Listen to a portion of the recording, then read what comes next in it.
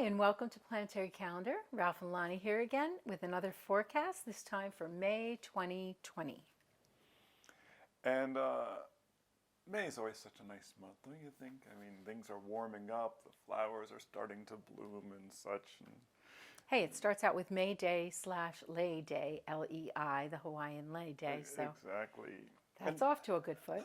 And on the 2nd, we have a white circle day, lovely day. That's Mercury and Uranus are making nice aspects to the moon, with the moon in Virgo all day long. And if you don't know this by now, if you've listened to us for a while, Ralph would love to be able to make every sunshine moon a white circle day. Yes. Things just flow smoother on the sun trine moon days. They really do. This triangle is the most stable form in nature and in building. And so when you have that trine, it just supports everything that you want to do so well, both from your identity, character point of view to your emotional nature. And it's just a sort of centered, stable day. And it's not just for you, it's for everyone around you feels this right. Natural stabilizing flows. Energy. So it's easier just to get things go the direction you want them to go with a little bit of push. Mm-hmm. And then this is the waxing gibbous moon, as it's called, the waxing gibbous moving towards the full moon. And the full moon after Cinco de Mayo, which is on the 5th, and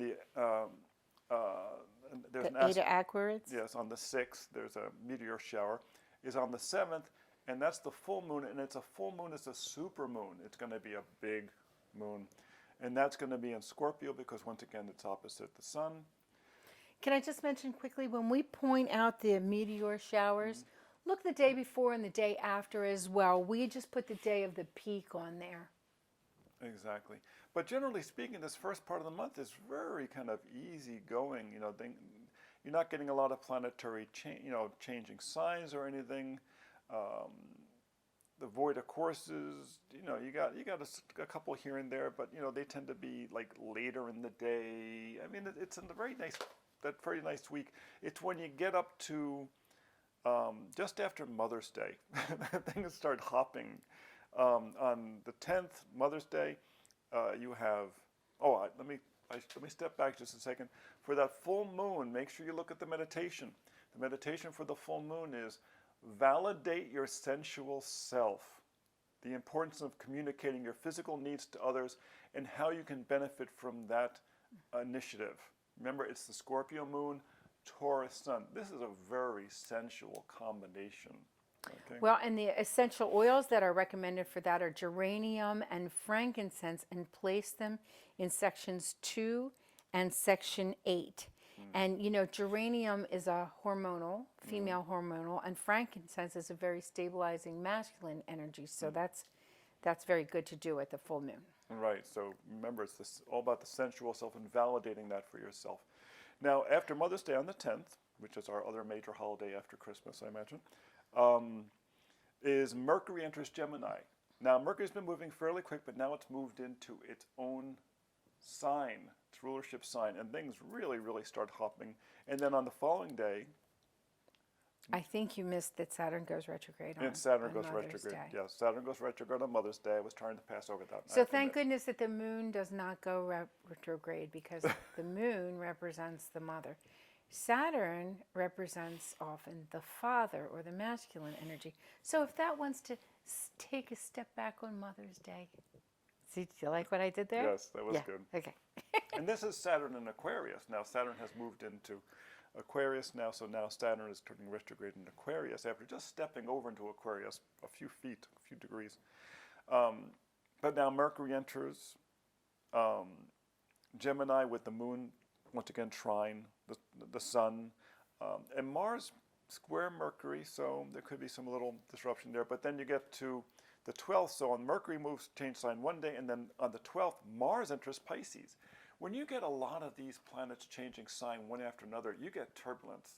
Well, it's not just the two changing signs, Mercury and Mars, very personal planets, and then the day before Saturn retrograde, and then the same day that Mars enters Pisces, Venus goes retrograde. Right. Now, Venus retrograde is not the worst kind of retrograde that there is.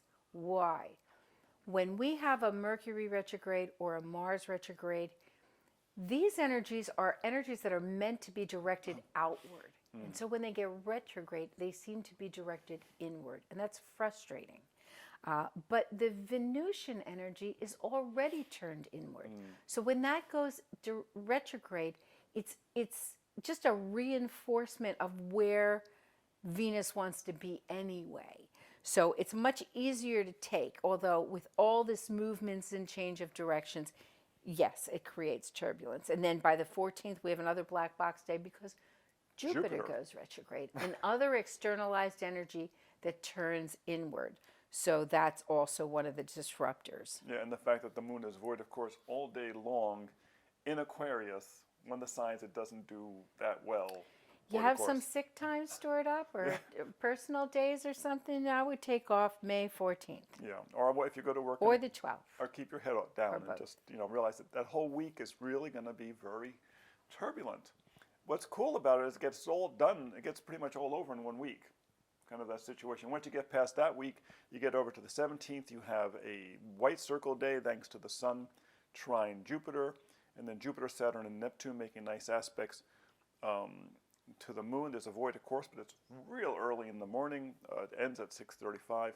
So that whole week now, as the Sun prepares to go into Gemini on the 20th, is lovely. And then you have the new moon on the 22nd. On the 22nd. Right, with a whole bunch of nice aspects going on. In fact, that could be that could almost be a white circle day. And if it weren't for the Mercury square Neptune, it would have been a white circle day. Right, because of the tremendous mercurial energy at that time of the month, the meditation relates to that.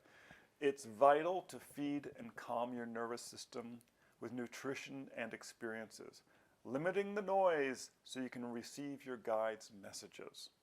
The single oils are lavender or lime, depending upon which one you like, and you place those in number 3, the area that relates to communication and to Gemini. Perfect.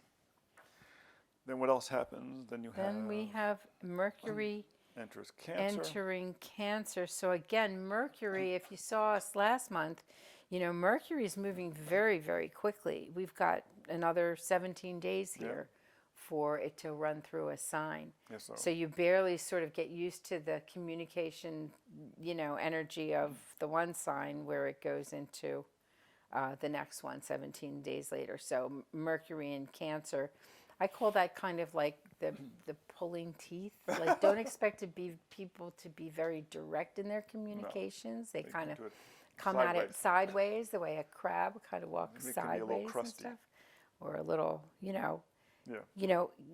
Cancer brings things towards themselves. Those claws bring things in towards themselves. It's almost a way to describe Mercury retrograde. So even though it's not retrograde, it gives you a little bit of that feeling when Mercury's in Cancer. Yeah, remember when Mercury's going fast, it's a great time to get communication things done, anything to do with paperwork, anything to do with documents, filling forms out, any kind of place where communication is vital. Great time to do it, and Mercury's going fast. And that pretty much wraps up the month, don't you think? I think so. Okay. I think so. No crazy long voids or anything like that. Just everything's from the 10th through the 14th. Everything is moving. So, those who adjust to change first win. Yeah. Come back and see us again next month. And to review this and other forecasts, just visit us at www.spaceandtime.com. Bye-bye.